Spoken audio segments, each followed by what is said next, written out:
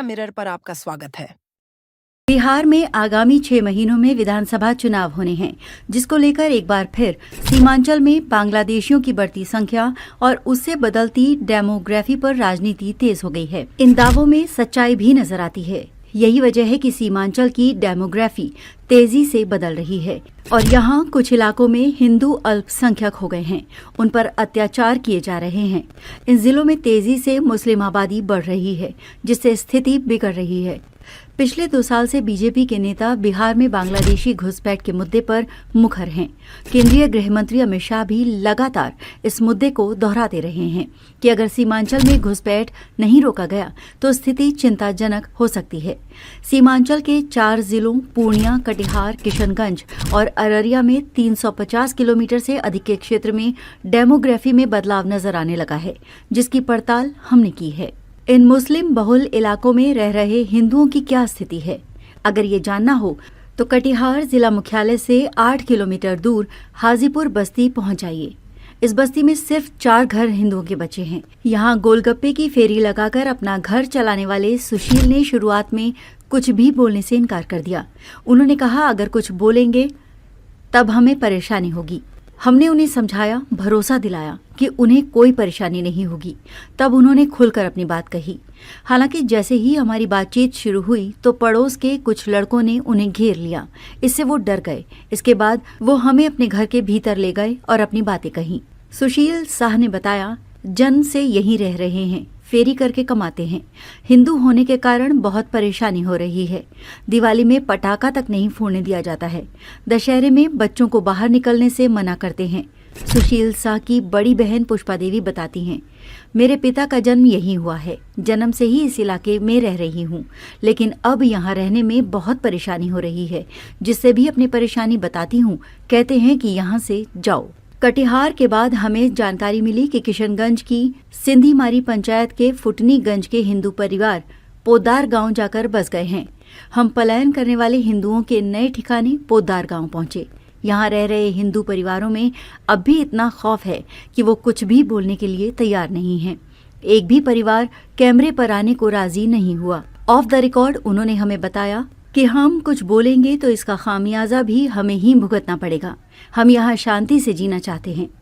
अररिया में जब हमने पड़ताल की तो हमें जानकारी मिली कि रानीगंज प्रखंड के रामपुर गांव से दर्जनों लोग पलायन कर फारबिसगंज के दोगच्छी गांव चले गए हैं। वहां हिंदुओं की जनसंख्या ठीक ठाक है। हमारी जांच में पता चला कि कई जगहों पर हिंदुओं की जमीन को डराकर खरीद ली गई हैं।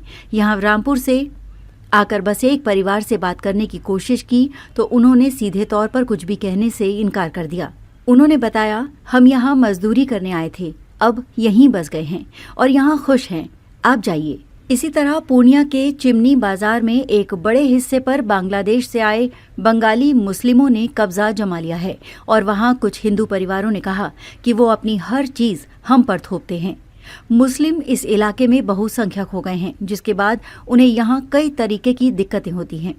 सीमांचल के 4 जिलों में पिछले 10 साल में 35 से लेकर 37% की दर से वोटर्स बढ़े हैं। अगर जिलावार बात करें तो अररिया में 2010 से 2020 विधानसभा चुनाव के बीच वोटर लिस्ट में लगभग 35% वोटर्स की बढ़ोतरी हुई है।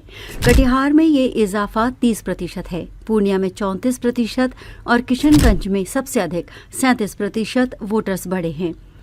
बिहार के लगभग सभी जिलों में वोटर्स की संख्या बढ़ने की रफ्तार औसत 20 से 25% है। केवल सीमांचल ही एक ऐसा इलाका है जहां वोटर्स 35% बढ़े हैं।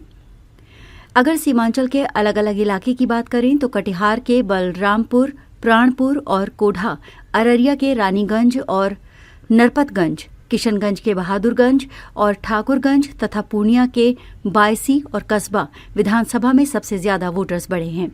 ये सारे इलाके मुस्लिम बहुल हैं। इनकी सीमा पश्चिम बंगाल से लगती है।